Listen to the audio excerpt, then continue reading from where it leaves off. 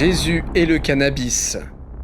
Ah, la drogue et les chrétiens, une longue histoire d'amour qui serait à l'origine de cette religion. Pourtant, les croyants font tout pour que ça ne s'ébruite pas. Mais, je suis là. Cette hypothèse, que pas mal d'historiens considèrent comme étant une hypothèse solide, prétend que Jésus a popularisé l'utilisation de l'huile de cannabis et que cette huile est justement la source des guérisons attribuées au Messie. C'est ça le problème en fait pour les chrétiens, c'est pas vraiment que Jésus utilisait cette plante, c'est qu'accepter cette plante, c'est remettre en question la nature divine des miracles de Jésus. Mais c'est bien une hypothèse solide. Déjà, pour les chercheurs, puisqu'on sait qu'il n'y a aucun doute sur le rôle du cannabis dans la religion judaïque, alors il est impossible qu'une plante si importante en tant que productrice de fibres pour les textiles et d'huiles nutritives, si facile à faire pousser, soit passée inaperçue ou ait été oubliée par les premiers chrétiens. Aussi, y a une huile mystérieuse qui est au cœur des Écritures. Par exemple, l'évangile de Marc nous dit « Et ils chassèrent plusieurs démons, et oignirent d'huile plusieurs malades, et ils les guérirent. » Dans l'Exode, on a même la recette de cette huile. Prends des meilleurs aromates, 500 cycles de myrrhe de celle qui coule d'elle-même. La moitié, soit 250 cycles de cinnamome aromatique, 250 cycles de roseau aromatique, 500 cycles de casse selon le cycle du sanctuaire, et 1 d'huile d'olive.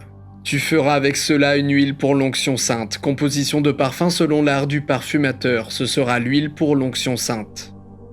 Le mot « casse », qui vient de l'hébreu « kene bosem », renvoie au cannabis. La recette serait ainsi 4 kg de fleurs de chanvre macérées dans 6,5 litres d'huile d'olive et inutile de dire qu'avec ça, tu guéris qui tu veux.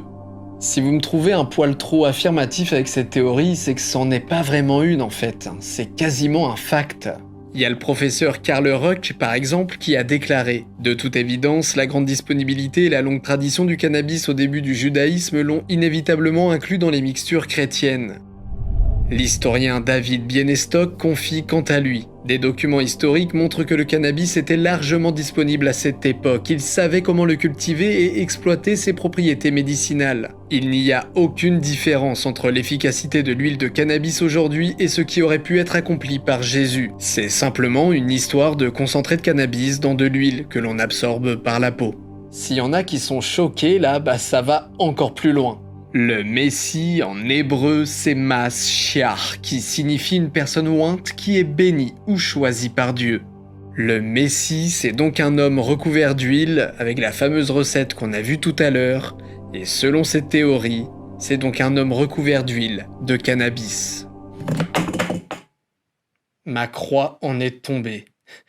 Quelle théorie. Je sais pas trop comment conclure ce sujet, donc ce que je vais faire, c'est que je vais laisser Karl Ruck conclure pour moi, avec une putain de punchline. Si le cannabis était un des ingrédients principaux de l'ancienne huile d'onction chrétienne, et si le fait de recevoir cette huile a permis à Jésus de devenir le Messie, on pourrait donc considérer la persécution de ceux qui consomment du cannabis comme contraire au christianisme.